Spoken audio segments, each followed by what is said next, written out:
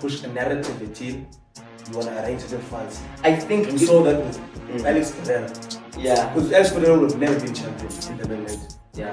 I think there are going to be special cases, but for me, I think it would be the worst thing for the mixed martial arts community to follow the route of the boxing community that has failed over time. Because what makes MMA so special is the fact that despite anything and everything that's happening in the other sports in boxing and so forth, they are very solid. They're really fine.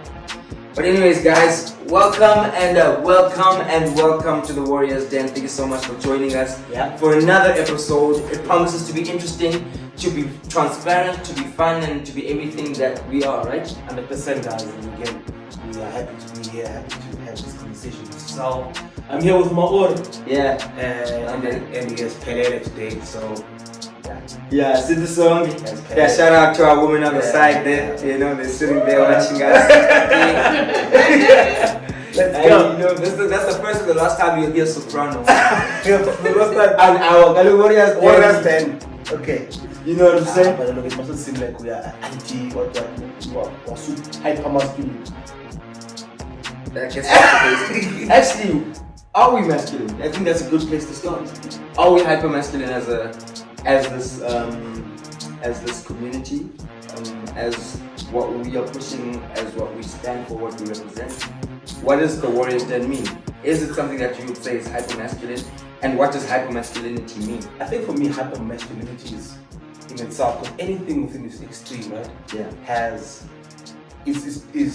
Is totally antithetical to what it was designed to be. Yeah. So there's always like the worst cases on the extremes. Yeah. So if it's hyper, it means extreme. Hyper masculinity, I think for me, it covers its levels, a sense of insecurity. And I am a man. Almost like a need to validate. Yeah, I need to validate. But that's when you're secure about yourself, you're just like, how masculine. So are you? But because for me, I would go as far as to saying every situation needs to be isolated at some point for some level of health. Wouldn't you say that? Like, for example, gents should go fishing and just be the gents. Of course. Girls should go out for spa treatment and just be ladies. 100%. Right? And maybe it becomes a question of defining what hypermasculinity looks like, especially from the context of you saying maybe Clean City, no more sopranos. 100%. No, we don't want to be hypermasculine. What about what I was saying made it feel like there's a hypermasculinity? I think hypermasculinity is in itself will normally conflate preference. So in other words, we go fishing because we prefer fishing. We don't go fishing because we are men. You know what I mean? So if you have a woman preferring to go fishing, they should not be isolated because of their preference. Yeah. You understand? Then it's now hyper. It's like, but we know that there are natural inclinations that every single person drawn to a certain gender. Like certain gender will like certain things. You know what I mean? So you don't believe, Brenna, that there should be something such as a men cave? Men cave? Where gentlemen will come together, or maybe a men's where people come together and talk about men things. And on the contrary as well, or on the binary, yes, a woman's time where girls will sit together, do nails, and talk about. I think it's not something that we have to choose. It's something that naturally happens. Whenever I feel like we put effort towards that, it becomes you trying to cover something. You know what I mean? You are trying to push something. I think generally speaking, men will do things that men do. Women will do things that women naturally do. I don't think that, hey guys, you know what I mean? Like, men will just gravitate towards a certain direction. Women will normally gravitate towards a certain direction. You leave a woman in a certain amount of space or a certain amount of time. Put men and women in one place for more than 4 or 5 hours. Men will want to stick with the men. Women want to stick with the woman. Yeah. You understand? Because of the, again, just inclinations and proclivity. That's actually very interesting. Because I think it's never something I really looked at it in that way. That in actual fact, the likelihood to something being more toxic is more to the consciousness and intention of wanting to do something that should be natural. 100%. So something's natural. It's like, okay, no, gentlemen will generally want to sit together and maybe have a drink and talk about certain subjects. But when it starts becoming no, let's meet as boys. Yes. Let's now have drinks and talk about. Now Yes. it's almost like it's pushing an agenda 100%. that could go now towards 100%. And when you're there, you have to put on this persona. You understand? It's like you have to wear this. What I'm saying is like, and that is why I love Israel Adesanya, because he and it's something that I'm also trying to, like myself, trying to harness with myself, is to be able to play around and walk in between masculinity and femininity. Because every person has a masculinity and femininity, you know. But we just said obviously we're more, when it's time, especially for survival, time for roles and functions.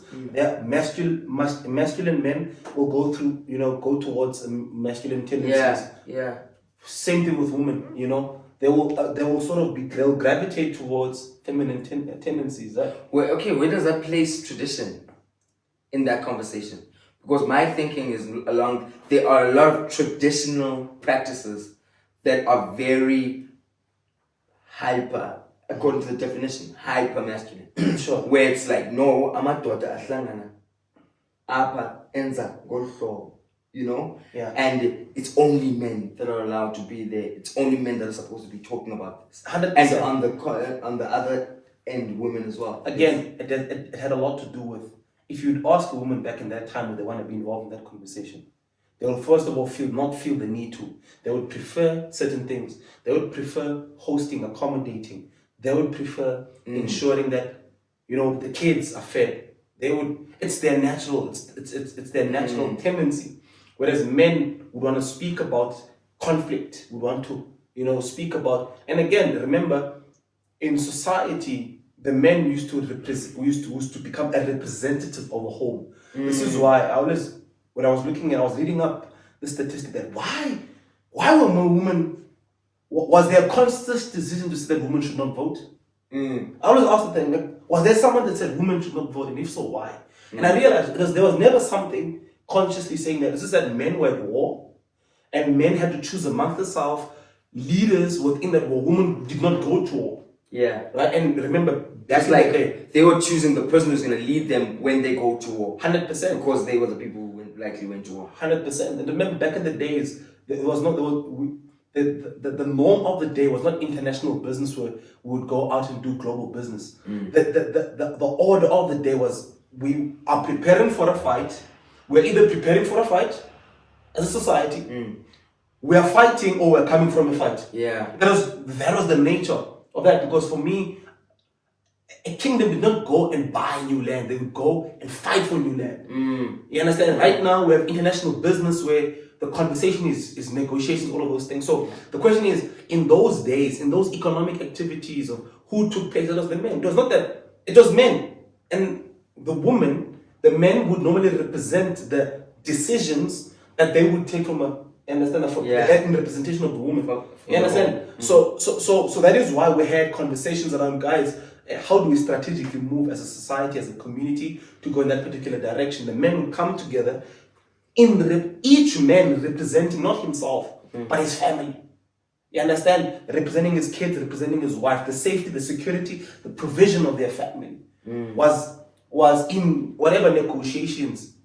That is why when a nation loses, what was taken? The family and the kids. Yes. The wives and the kids. Because they were the prize, bro. They were the prize. So that is why it was fundamentally protecting women and fundamentally protecting the kids. You understand? Yeah, and that's very interesting. So that is what I'm saying now, that the reason why those conversations were there is because men had the responsibility, the role to lead those conversations for the direction of community. Yeah. Okay. Let's go back to the beginning again. What about hypermasculinity is toxic? Again, you see, whenever I feel, when I'm going to be a bit more personal right now, I'm married here. Whenever if I have to tell my wife that I'm the man of the house, yes. If I have to tell my wife Hey, I'm the man of the house. Yes. And use that statement to cover everything else. Yes. The question is, why did I have to say that? Yes. What was about my actions, my conduct that was not self-evident to make her comfortable in my leadership? Yes. Yes. And so then, therefore, because there's a gap and there's a void, I need to close it off with a forceful statement. So then, are you telling me that being in environments that are intentionally placed to be exclusive for men kind of sets up for a way that they act that is kind of forced? Because I'm trying to figure out, okay, you say environments that are forced, right? In masculinity amongst men creates hypermasculinity. But what is it about forced environments or intentionally drawn environments that makes them hypermasculine? So I'll go back again. Or talk, yes. There's natural orders, right? And in the absence of a natural order, as I'm going back to a natural relationship between a man and a female, right? Whenever you feel as a man that you are not respected, you need to pull up the respect card. Yes. 100%. Yes. But that is normally self-evident of an underlying cause, and therefore you use force. I'm the man. You understand? So then that now begins to become a bit more toxic, because now it's no longer logical. We're not going to go back and have a discussion about the framework and the fundamental aspects of our relationship to then come to the solution of why am I being disrespected as a man? Make sense? Yeah. So instead of doing that, we just put up the man and it becomes a bit more, it's forceful. Yes. So any leadership structure that so you feel like that plays into all levels, whether the forcefulness is in the household, whether it's in how we display or try to affirm what we are as amajid. And do this and do that. It's almost like that psychology, that way of thinking is the actual problem. I feel that way, brother, because think about it this way. And even let's not juxtapose like the feminine and the woman. Let's look at as men. Whenever we're a group of men, the weakest amongst us all is the one who wants to show us that he's the man. Yes. By force. Yes. So the one who's able to embrace and become secure in who it's the bully. It's the person who tries to garner all the attention towards themselves. You know there's something wrong there. Yeah, there's something missing. There's something missing there. You know what I mean? So there's so for me, that's what I'm saying. Whenever you're doing something that is a bit not natural towards your natural order of masculinity, because there's something about masculinity that is very tranquil. Yeah. That is very relaxed. That is very stoic. That is understanding. Because without force, whenever I feel you have to apply force, that's highly aware. Exactly. That means that you are sensitive.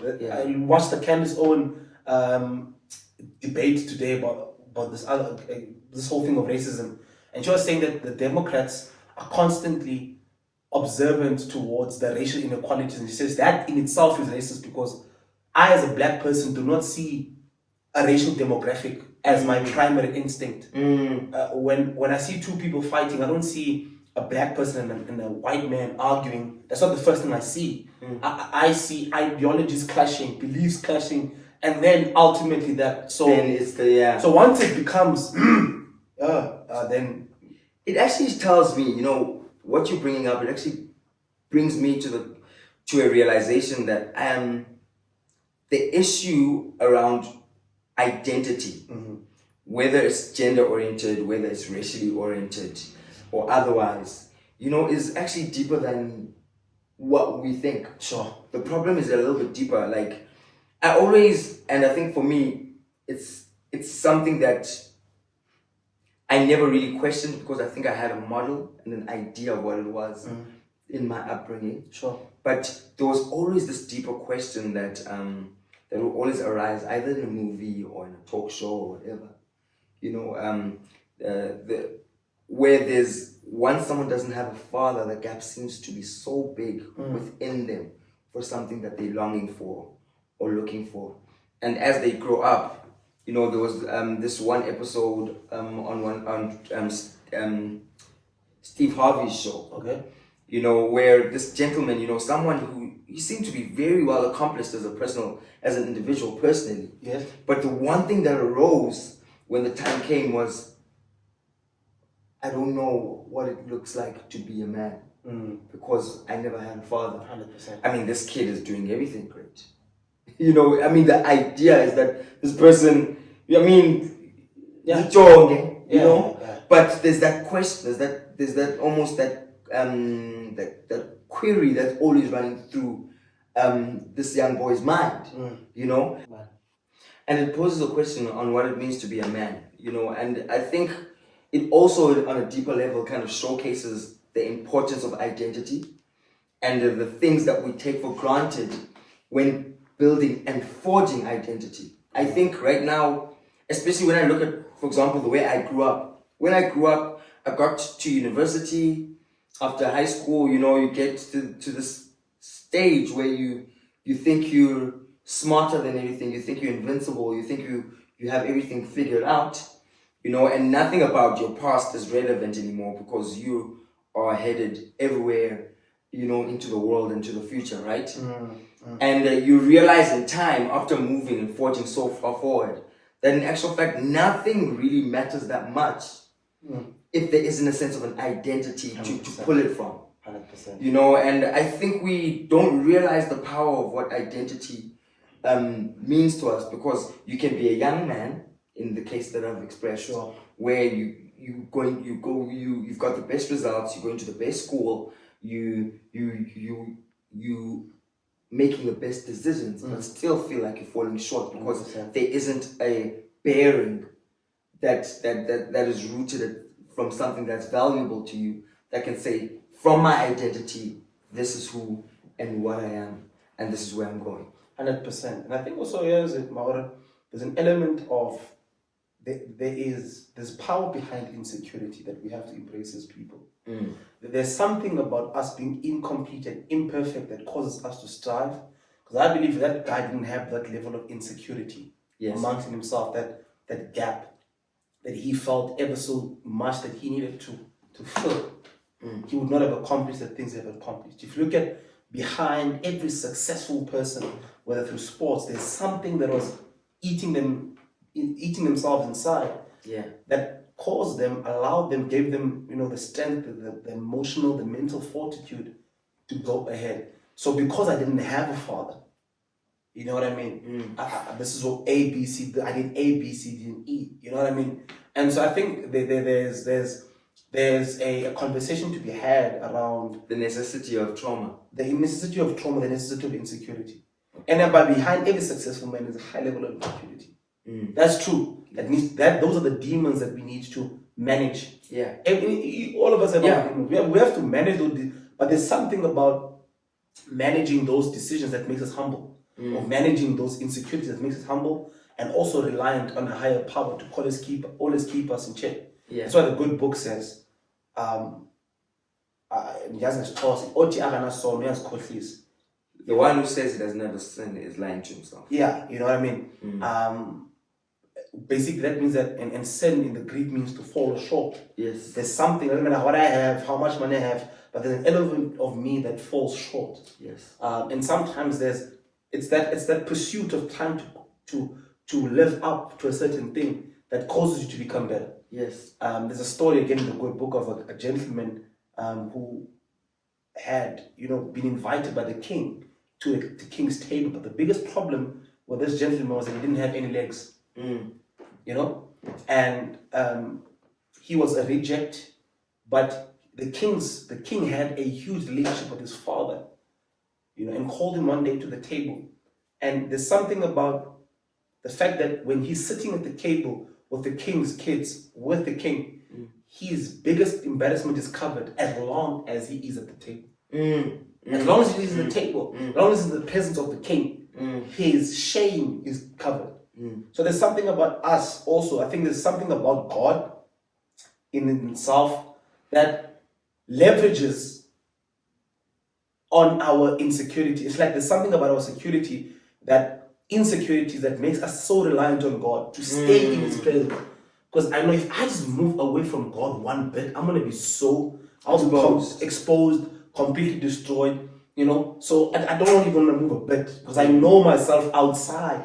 I know how much of a monster I can be outside of this veil that is covering me, which is God. So that is what I'm saying, brother. I think as much as we talk about insecurities, but we need to appreciate it as a tool towards us performing and being the best versions of ourselves. And I think like you said, I think it makes you so much stronger being hungry, because in your hunger you realize that the importance of being fed. 100%. And I think in the case of trauma or falling short, what the most beautiful aspect about it is that it makes you realize the importance of wanting to fill what you're falling short of. 100%. You get what I'm saying? I think there's an ignorance, and I think that's what has always made the underprivileged, or the people that have lacked in a particular way, or that have felt that they've lacked, is that once they realize that, they realize the importance of the race. Yes. I think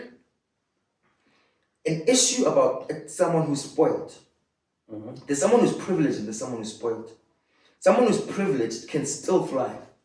Someone who's spoiled has the disadvantage of not realizing that he's part of something deeper or more important. That's powerful. The reason why I feel like they don't realize is because they can have everything or be given everything, but not realize what it took to have it. 100%. Because from their mind or their point of view, all that they've known is it being placed in their hand. 100%. So I think people miss the mark once they don't realize the value of something. And the value in many cases comes through pain. It comes in saying, hey, I never had those shoes. Or like my shoes always had a hole. Yes. And now there's something you realize that is a little bit deeper than the kid who's always had shoes 100%. And to a point doesn't even realize that there's anything missing. Because if I don't have this pair, I'll take that on. If I don't have this one, I don't, 100%. Perspective. And I think that's the strength of a warrior. That's the strength of a man. That's the strength of someone who is, who needs or to be in a position to thrive. 100%. You can't thrive if you're not willing to fight. 100%, brother. And what I was thinking about as you were saying, I was saying, there's something about me. So I have certain tendencies and proclivities. One, I want to be noticed. Yes. Always. If you but I sort of calibrate that with my need to be competent in something. So one, I don't like taking part in things that I'm not gonna win. That's one of my weaknesses. I don't like doing. If I'm not gonna win, if I don't think I have the capacity to be one of the best in something, I don't compete in that. That's just who I am. I don't participate for participation's sake. Yeah. Why? I grew up in a neighborhood where I was the only black person amongst white people. And for me, the only way I could be celebrated is if I was the best in certain aspects. Where it doesn't matter who you are, what you do, and that's the thing about white people, they will respect you based on what you do. You've accomplished. You have to understand. So played rugby very, very well.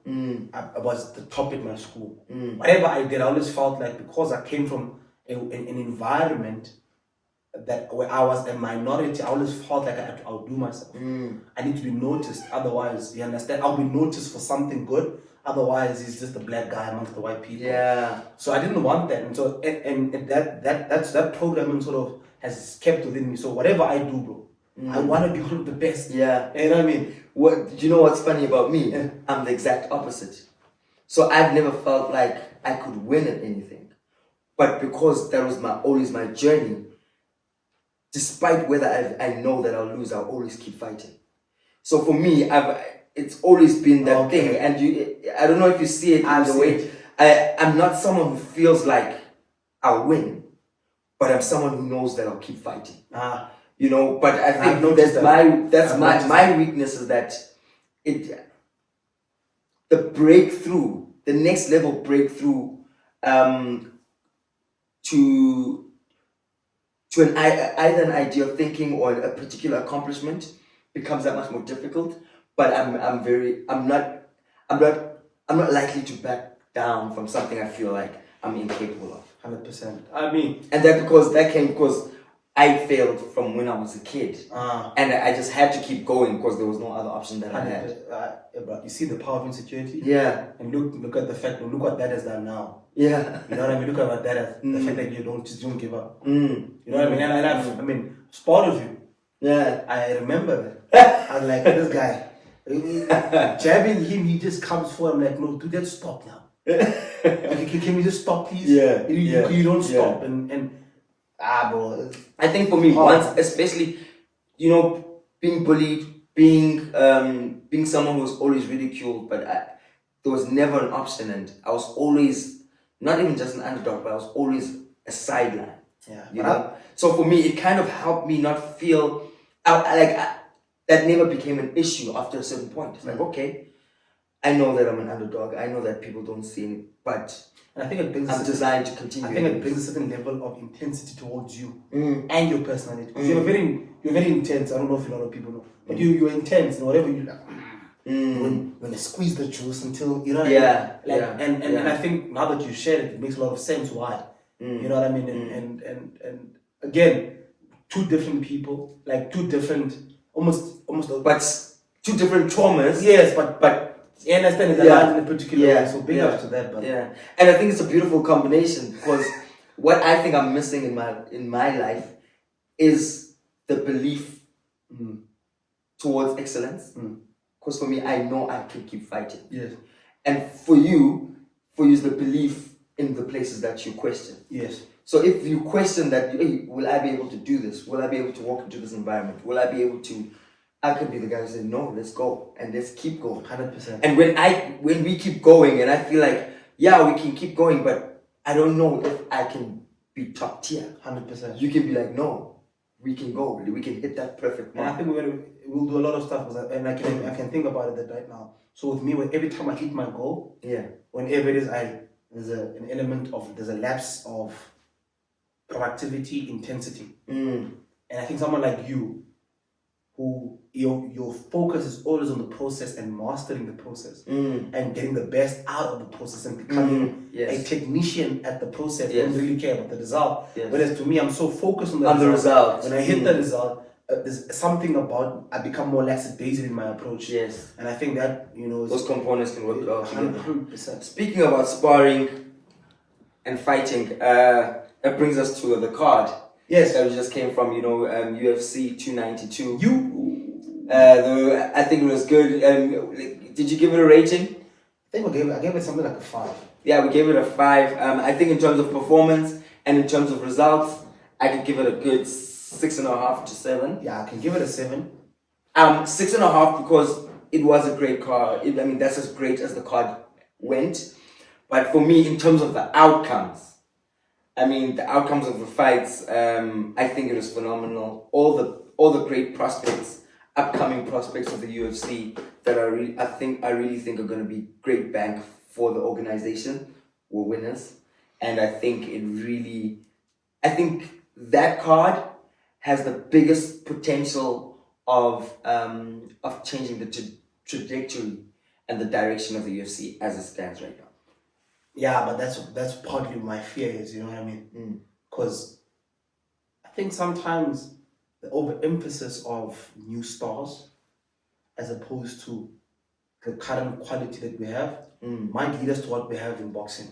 Yeah. Where we're so adamant. You brought this up. Yeah. I think also when Vince McMahon once said that he understands the reason why they keep on selling out arenas on a weekly basis with Raw and SmackDown is because they can create storylines. Yes. And the one thing he said he did not like initially about the UFC is because he doesn't have control over the storyline. Oh yes. I see. They don't write the story and say this is what's gonna happen. Yeah. And that's what makes it so very difficult.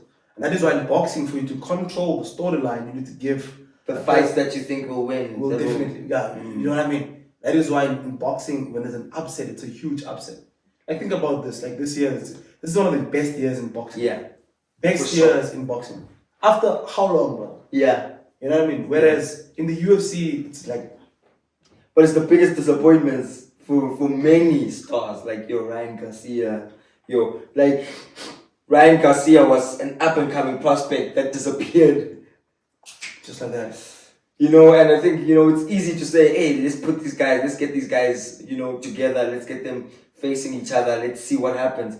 But hey, that means the glory of someone who's been building this up since he was maybe 7 years old, disappearing overnight. 100%. With the possibility of it never reigniting. And I think it goes back to the thing, that's the premise by which boxing had now started to be built on. Yeah. We need to take easy fights so that we can build a name. Yeah. That's what happened with Garcia. He took fights where he was more than likely to win, and then he fought someone of his standard and then lost. Yes. So if he had more of those fights, and look at Adesanya, lost his previous fight. Yes. He won. In fact, he's now bigger than what he was because of his loss. Boxing is the other way around. Yeah. You lose once, you lose your. Look what happened to Anthony Joshua. Yeah. Yeah. Now, this guy was that guy. He lost one fight and his stock went down. It tumbled down. Yeah. There was no way back up for him. And that's the sad thing about boxing. And even his wins, they're not really hitting hard. Like, we're not saying Anthony Joshua, he just won now. Yeah. And I saw that, I think they're trying to hype the win out. Yeah, I just saw it on social media. The only reason it actually trended is because Conor McGregor threw him a drink and to have just after the fight. But I didn't see the actual fight as a replay. I saw Conor McGregor acting up and calling out KSI in the middle of the ring. That's what was going ham and crazy. But the Anthony Joshua fight itself, 100%. And look at what I'm saying. So I think the UFC should be very careful of that. Yeah. Where they're chasing storylines, and I do understand as an entrepreneur, marketer myself, that stories sell. Yes. But there must be an element, a balance of storytelling, but also high-level quality fights all the flipping time. But I think they're doing a good job with that. I think they're doing a good job of trying to put those. Yeah, but also I think I think there's I don't know, there's something about a narrative. Because Sean O'Malley lost against Peter. Yeah. That is a loss, bro. Yeah. Shane. What's this? Okay, I get what you're saying. So what you're saying that the Sean O'Malley Peter Yan fight was rigged? I don't think it was rigged. I just think that the referees kind of felt the pressure of the story. Okay. You know what I mean? Okay. They felt. I'm not saying that Dana conspired, but I think that they felt the pressure of the story is like, hey, if we can afford to figure out where it leans, and if we had to choose where it would go to where the story. 100%. You look at there's this clear fights where the guy clearly lost the fight. Yeah. And they just give it over to the other person because Paddy Pimblett, bro. Yeah. That was. And as a unanimous, how could that be a unanimous decision? Yeah. That guy lost a lot. He lost 2 of the 3 rounds clearly. Yeah. And why? Again, it goes back to the fact that there's a certain narrative that is being pushed, And all I just hope for these guys is, especially the UFC, they don't want to turn out to be like. But I think your timing's off in your statement, considering how great a job that Sean O'Malley did. I mean, you're bringing this up as if he didn't do a spectacular job in the fight. Do you get what I'm saying? Like, I would have understood if you'd said this. Maybe but then it would be kind of obvious. It would be kind of obvious if I said it at that time. Yeah. You know what I mean? It's like I would not be highlighting any. If you lost the fight, then the conversation. If you clearly lost against PTN, or you lost against Aljo, that statement was going to be irrelevant. Yeah. The match stylistically matched up. If you look at just that Aljo and Sean O'Malley, the styles matched up. So, let me put it to you this way. When you look at Aljo versus Sean O'Malley, all Sean O'Malley needed was takedown defense. Yes. To win the fight. There was no way this guy was going to knock him out. No, absolutely. Yeah. This guy doesn't have a knockout. Yeah. You know what I mean? What do you mean? Okay. But this guy had more ways of knocking this guy out. Why? Because, first of all, Aljo has been knocked out before. One. Yes. Number two, he's very, very clumsy. And there's a lot of weight cutting that has to A lot of weight cutting, you know, all of that. So that's why I said, even in our predictions, I said, I give it to Sean O'Malley. So I gave it to him. Because he's very open, he's very wide, and Sean O'Malley has a lot of power, he's very technical. Yes. I was like, counter-punching abilities and stuff. Exactly. And he's ferocious. He hasn't given, and he's good. You get him on the ground, doesn't stay on the ground, he gets up. Yeah. He has never stayed on the ground before. So that is what I'm saying. Like for him, he believed. But a Peter Yan, bro, he will match you on the feet, and he will match you on the ground. Yeah. So that's a bit of a stylistic game with Izzy versus a Pereira. Stylistically, Pereira is a problem for Izzy.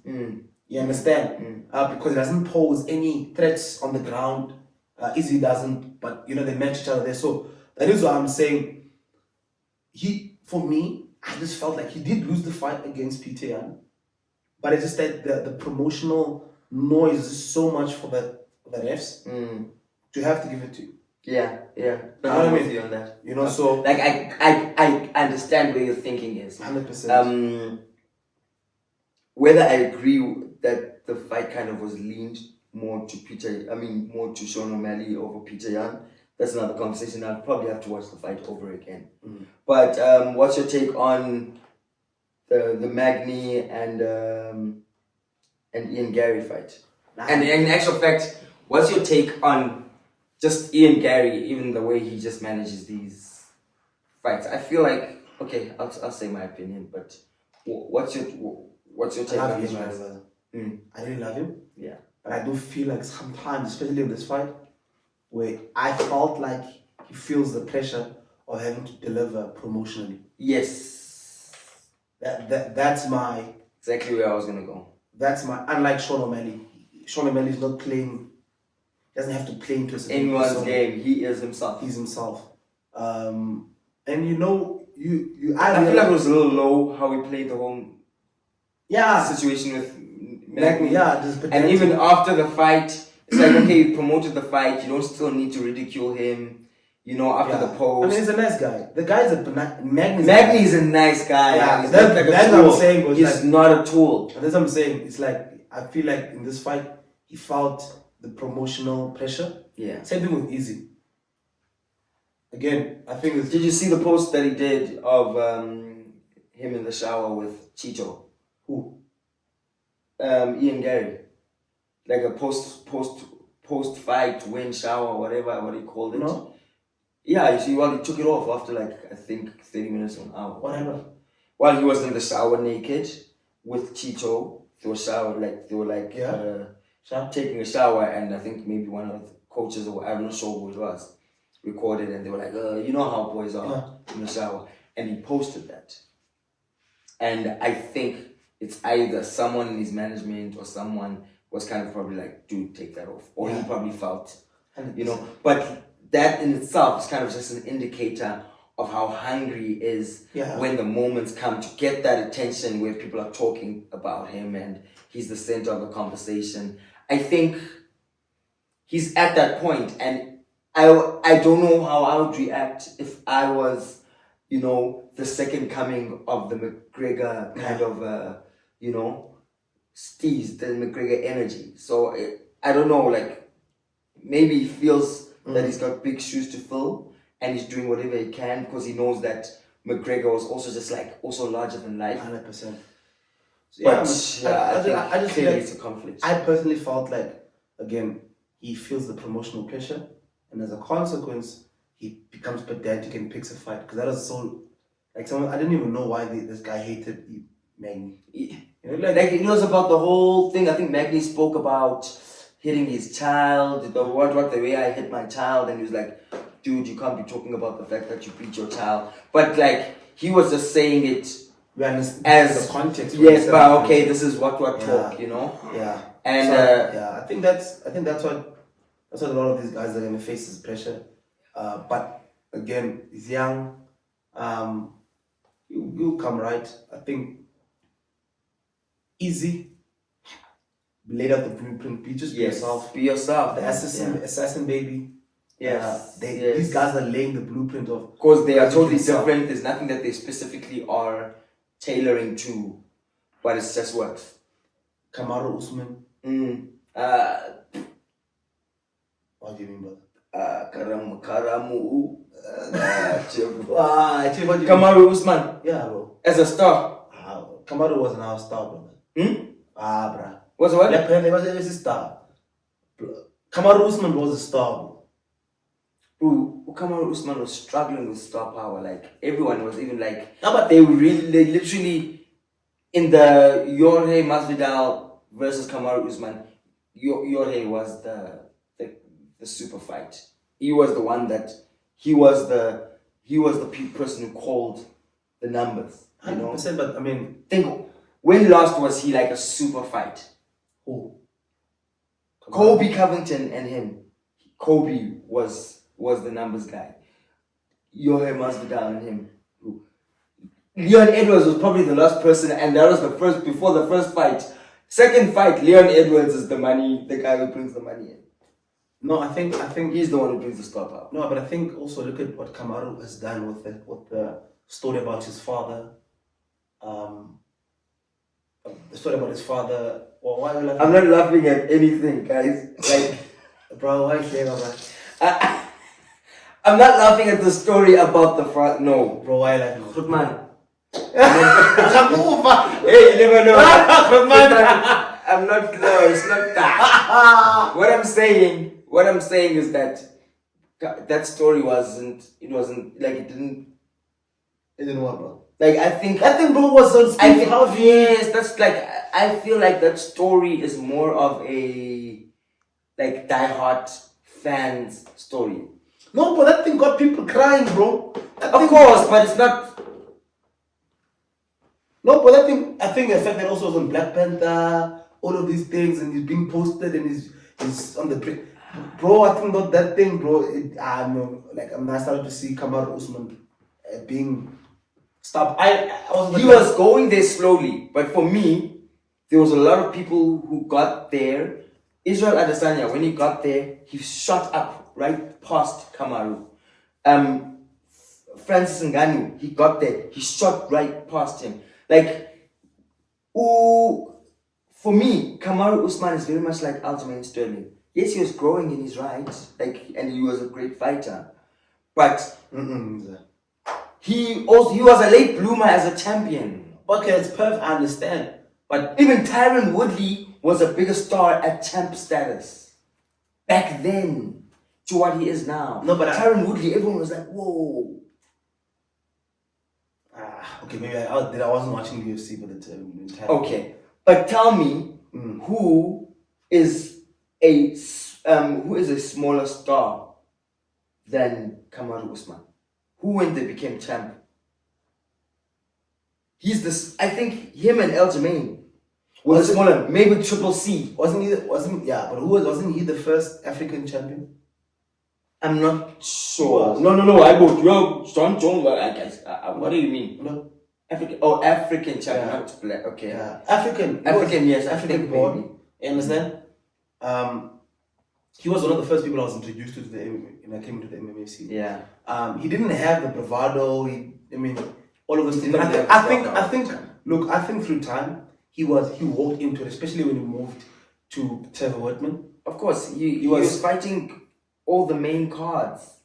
Like he was the headliner and he didn't have a choice. Dude, that guy had a crazy win streak. If he didn't make it to where he was, like he wouldn't have. But I also think here's the thing. I think and his opponents after his fight against Kobe, because people hated Kobe so much they needed someone to take it. That's what I believe shot him to stop. Yes, I think he did a good job. Yeah, he did a good job. But again, it's always a case of if you keep on winning, right? You're gonna have people trying to call you out. Yeah. And you're eventually gonna shoot. You can just be like you didn't have to take on a certain persona. I mean, as I said, but this guy sorted. He's a star. Let's agree to disagree, my brother. Let's agree to disagree on this one. It is fine. But I think we can close it off with one last thing. I have a big question for you, bro. Sure. It's not that big because I think it's the question that everyone's putting out, that everyone's talking about. We've been seeing the level of promotion that has been made behind the back of, like they literally put a rocket ship on Sean O'Malley's back. Did you know that it's been forever since a pay-per-view card fight, right, was put on YouTube right after the bout? They literally give it hours or at least a few days before they put on the UFC. Because you know what the signer was like, you couldn't find this. Yeah, exactly. Yeah. But when it came to Sean O'Malley's fight, they put it right on YouTube because they wanted everyone to see it. They wanted to blow up the star power. They didn't care about the pay-per-view because they wanted to grow him. So what is your prediction? What do you see for this young guy in the next few years? I think look, man, the reality is that this guy carried the star power out the belt. Yeah. Yes. He just needed the belt to complete the story. And it's completed, yeah. And I think even if he loses the next fight, he'll still be a superstar. Yes. That's the nice thing about him. Yes. They are putting a lot of star power behind him. Is that warranted? Maybe yes, he's very talented. Yes. He's a great fighter. Yeah. And he's a complete fighter. Yeah.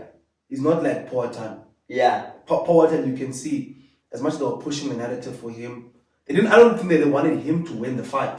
Yeah. I don't think they wanted him to win the fight. I feel like Dana White and these guys knew that Sean O'Malley has a huge chance to win a fight against Aljamain Sterling. I don't think they just needed a challenge for Izzy, but they needed a good story behind the challenge. Yes. And so when it comes to promotional power for the guy, I mean, he's 28 years old, still very young. Yeah. A couple of years in the UFC. He's still gonna go into his prime. And I think also, why I also believe that he's gonna be doing a phenomenal job. Look who's following me. But one of the reasons why, Dana White's main enemies is Jake Paul. Yes. Yes. You see what I'm trying to get to that? Yes. Is that I don't need you, Jake Paul. I have one of my own. Yes. The same eyes that you thought you're gonna bring to my sport. I've got someone who'll do the same thing because he does it with the last what boys? Is it the Lost Boys or the dad drink. The promoters of the dad drink. Oh, okay. No, you see exactly. Yeah. So he's bringing the same eye that Jake Paul could have brought, and I think he's even doing a better job now. He'll start to do a better job. So I think Dana's focus, understanding that he needs to create a future. He needs to bring a new set of eyes to MMA. And Sean O'Malley is leading that conversation. Yeah. To that regard. So I think that's essentially much maybe arena behind that. But one thing I can say is that the division looks a whole lot more exciting with the way that things played out this weekend. I think Cameron's going to be a champion very soon. Saaiman? Yeah. I think Saaiman beats O'Malley. I think it is very possible. I think, it makes, when the game plays out like this, it kind of really levels the playing field and creates a beautiful game of competition. I think Aljamain Sterling was highly competitive in his ground game, which just made it very difficult for people to kind of cross through, But I think now a lot of people can be considered. I think Cameron, if you listen to this, brother, push. I know you're taking your time. Just kind of push for the top 15. Yeah. And again, if you look at the bantamweights, let's look at you have was it Rob Font who knocked up this guy. And Adrian Yanez.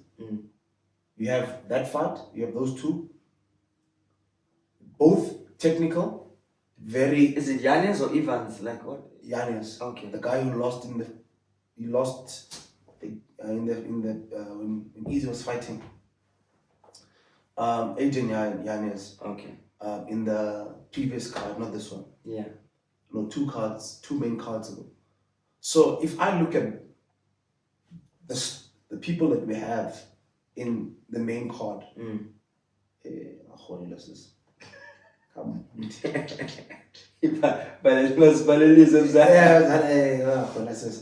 but if you look at that, if you look at all of those people, that you realize that Cameron Saaiman is dangerous because he has a high output, high volume out, but also is very technical. Yes. And I don't know who has a better match of those, then him. Yeah. Marlon Aloe Vera. Marlon Vera. Cheeto. Cheeto Vera, yeah. Cheeto Vera is very low output, bro. Very, very low output. I don't think especially this weekend. Is like, yeah, no, he doesn't. He'll not stand against Sean or Malley. Especially after the wars that Sean and Malley has. 100%. Yeah. The Triple C is too short for Malley. Yeah. Too short. If he could be touched by the guy who would drop and kill him, he's just too tall for him. You can see that even Triple C struggled against someone as tall as him. And then you have people like your Peter Young, again very low output as well. So Cameron for me is the next big thing. Bro. Yeah. No, I'm with you on that. He's the next big thing in that division. And I think I'm also very biased because it's South African.